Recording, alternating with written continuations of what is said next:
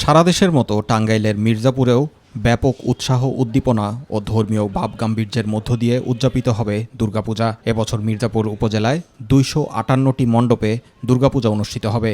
ফলে দুর্গাপূজার প্রতিমা তৈরিতে ব্যস্ত সময় পার করছে প্রতিমা কারিগর শিল্পীরা।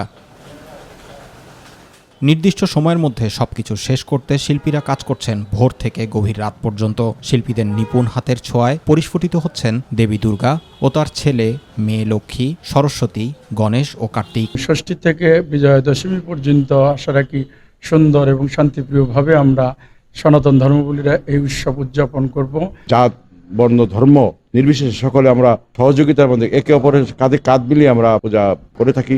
কারিগররা বলছেন এবছর কাজের চাপ বেশি, তাই দিনরাত এক করে কাজ করতে হচ্ছে। তবে জিনিসপত্রের দাম বৃদ্ধি পাওয়ায় খরচ বেড়েছে, কিন্তু মজুরি নিয়ে হতাশ তারা। 15,000 টাকা 20,000 টাকা খরচা আছে, খরচ না যায় কারিগর বিল টিল দিয়ে থাকে না, কিছু রং আছে, তারপর কারিগরের বিল আছে, এগুলা আমাকে পুষে না। রাত্রি দিনে 24 ঘন্টায় কাজ করা লাগতেছে। গত বছরের তুলনায় এবার পূজাও বেশি। এবারের তুলনায় এবার আমাদের মূর্তির বাজেট অনেক কম, ঠিক আছে, সব দিক দিয়ে হইলো জিনিসপাতির দাম বেশি।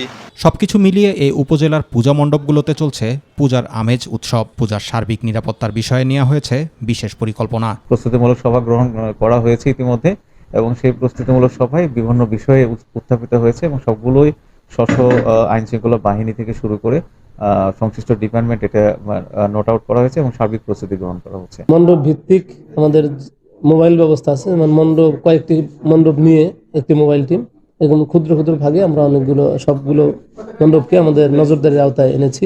27শে সেপ্টেম্বর পঞ্চমী পূজার মধ্য দিয়ে সারা দেশে শুরু হবে সনাতন ধর্মাবলম্বীদের প্রধান ও বৃহৎ ধর্মীয় উৎসব শারদীয় দুর্গাপূজা। 2রা অক্টোবর বিজয়া দশমীতে প্রতিমা বিসর্জনের মধ্য দিয়ে শেষ হবে এ উৎসব।